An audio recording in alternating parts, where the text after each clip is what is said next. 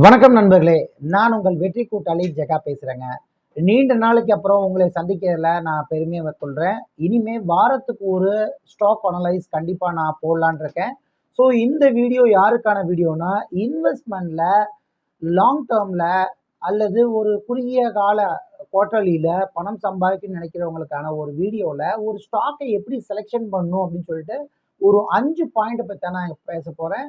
இந்த வீடியோ முழுமையாக பாருங்கள். இந்த சேனலுக்கு ஆதரவு கொடுக்குறவங்களுக்கும் சப்ஸ்கிரைப் பண்ணுறவங்களுக்கும் நன்றி.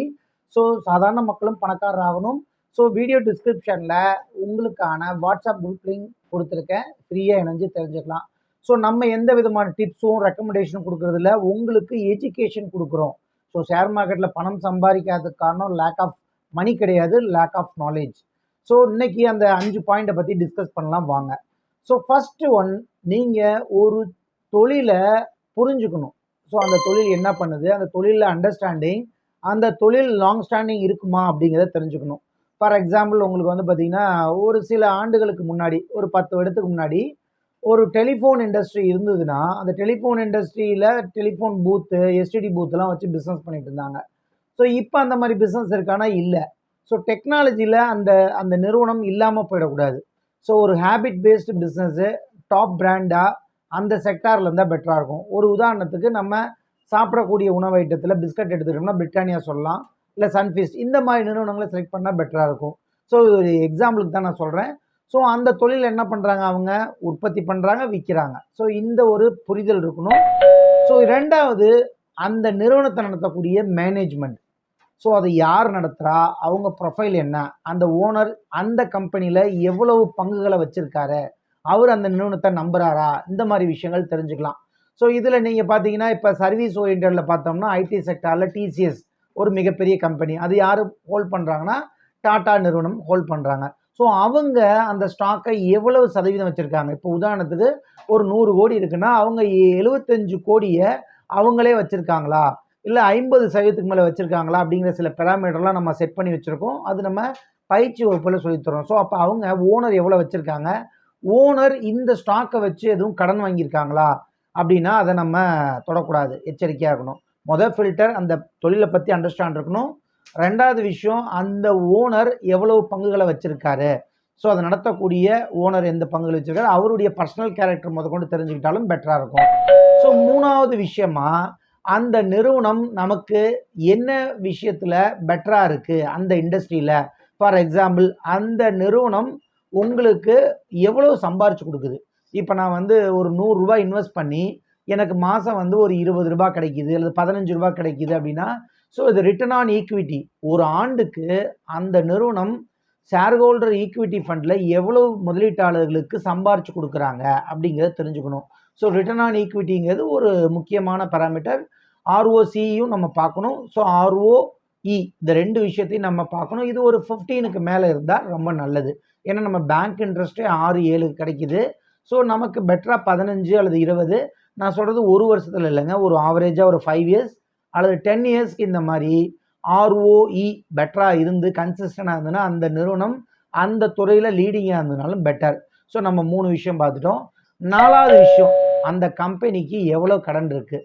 கடன் பட்டார் நெஞ்சம் போல் கலங்கினான் இலங்கை வேந்தன் அப்படின்னு ஒரு பழமொழி இருக்குது. ஸோ கடன் வந்து ரொம்பவே அதிகமாக இருந்ததுன்னா, அது எவ்வளோ பெரிய நிறுவனமாக இருந்தாலும் சரி, அது அம்பானியோட பையனாக இருந்தாலும் சரி, யாராக இருந்தாலும் சரி, அதில் காணா போயிடுவாங்கிறதுக்கு நம்ம அனில் அம்பானியோடைய ஒரு ஸ்டோரியை நம்ம எடுத்துக்கலாம். ஸோ நான் இதை ஒரு கடன் தொல்லையில் மூழ்கின நிறைய கம்பெனிகள் இருக்குது. ஸோ கடனை கரெக்டாக மேனேஜ்மெண்ட் பண்ண தெரியணும்.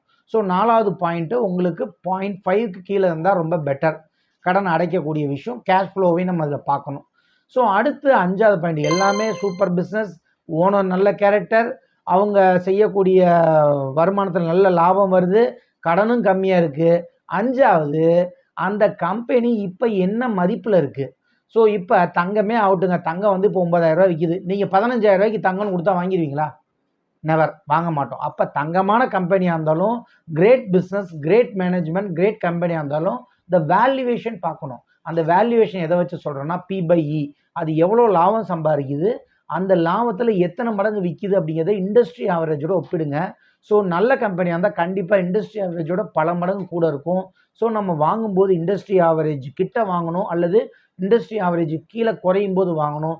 ஸோ இந்த விஷயங்களை நீங்கள் தெரிஞ்சு முதலீடு பண்ணும்போது 100க்கு 99% வெற்றி அடையிறதுக்கு மட்டுமே வாய்ப்பு இருக்குது அப்படின்னு நான் இங்கே பதிவு பண்ணிக்கிறேன். இது மட்டும் இல்லைங்க, உங்களுக்கு ஒரு துறை சார்ந்த இண்டஸ்ட்ரியை வச்சு அனலைஸ் பண்ணுறதுக்கு ஒரு விஷயங்களை தெரிஞ்சுக்கிட்டால் மட்டும்தான் நீங்கள் அந்த ஸ்டாக்கை இன்வெஸ்ட் பண்ணலாமா அவாய்ட் பண்ணலாமாங்க தெரிஞ்சுக்கலாம். நல்லா புரிஞ்சுக்கோங்க, ஒவ்வொரு நாளும் ஒரு ஒரு இன்வெஸ்டர் பணக்காரர் ஆகிறதுக்கான வாய்ப்பு மார்க்கெட்டில் கிடைக்காது. ஸோ அந்த வாய்ப்பு கிடைச்சா அந்த வாய்ப்பை இன்வெஸ்ட் பண்ணிவிட்டு சில ஆண்டுகள் வெயிட் பண்ணணும். அவங்களுடைய பர்ஃபார்மன்ஸ் நல்லா இருந்தால் அந்த கம்பெனியில் ஸ்டே பண்ணலாம், இல்லைன்னா அந்த கம்பெனியை விட்டு எக்ஸிட் பண்ணிடலாம். ஸோ இந்த மாதிரி லாங் டேர்மில் இன்வெஸ்ட் பண்ணி நிறைய சக்ஸஸான விஷயங்கள் இருக்குது. அதுக்கு எடுத்துக்காட்டாக சொல்லணும்னா நம்ம பேங்கிங் இண்டஸ்ட்ரி. உங்கள்கிட்ட பணம் மிதமிஞ்சி இருக்குது அப்படின்னா அந்த பணத்தை எங்கே வைப்போம் அப்படின்னம்னா நம்ம சொந்தக்காரங்க வீட்லேயே, அண்ணன் வீட்லேயே, தம்பி வீட்லேயே கொடுக்க மாட்டோம், பேங்க்கில் தான் இன்வெஸ்ட் பண்ணுவோம். அப்படி ஒரு 5 ஆண்டுகளுக்கு முன்பு நீங்கள் கரூர் வைஸ்யா அப்படிங்கிற ஒரு பேங்க்கில் இன்வெஸ்ட் பண்ணியிருந்தீங்கன்னா 23 ரூபா 25 ரூபா விற்றுச்சுங்க. இன்றைக்கி அதோட மதிப்பு 230 ரூபா. ஸோ உங்கள்கிட்ட 1 லட்ச ரூபா நீங்கள் இன்வெஸ்ட் பண்ணியிருந்தீங்கன்னா இன்றைக்கி அதோட மதிப்பு கிட்டத்தட்ட 10 மடங்கு 10 லட்ச ரூபா இருக்கும். எங்கே போய் சம்பாதிக்க முடியும் யோசிச்சு பாருங்கள். ஸோ இந்த மாதிரி பேங்க்கை நம்ம ஐடென்டிஃபை பண்ணுறது எப்படி கண்டுபிடிக்கணுங்கெல்லாம் ட்ரைனிங் கிளாஸஸை சொல்லித்தரோம். ஸோ இதே இண்டஸ்ட்ரியை உங்களுக்கு விருப்பம் இல்லைன்னா அடுத்த இண்டஸ்ட்ரி ஹெல்த் இண்டஸ்ட்ரி. எங்கே போனாலும் நம்ம பேரம் பேசுகிறோம், ஆனால் ஒரு ஹாஸ்பிட்டலுக்கு போனால் நம்ம பேரம் பேசுகிறோமா? பேச மாட்டோம். அப்போலோ ஹாஸ்பிட்டல் ஸோ 5 வருஷத்துக்கு முன்னாடி 1200 ரூபா 1000 ரூபா அந்த ரேஞ்சில் இருந்துச்சுங்க. இன்றைக்கி அதோட மதிப்பு 7000 ரூபா.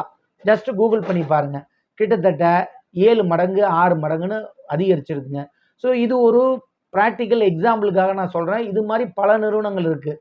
தப்பாக ஒரு நிறுவனங்களை செலக்ட் பண்ணிங்கன்னா அது நிறைய லாஸ் ஆகிறதுக்கும் வாய்ப்பு இருக்குது. ஸோ பங்குச்சந்தையில் இன்வெஸ்ட் பண்ணுறதுக்கு முன்னாடி நல்லா அலசி ஆராய்ஞ்சு ஒரு மென்டார் துணையோட நீங்கள் ஸ்டாக் வாங்குறத ஃபாலோ பண்ணுங்கள். ஸோ இந்த வீடியோ முழுமையாக பார்த்ததுக்கு நன்றி. நீங்கள் பார்க்கலாமா உங்கள் ஃப்ரெண்ட்ஸ் அண்ட் ஃபேமிலிக்கு ஷேர் பண்ணுங்கள். தேங்க்யூ.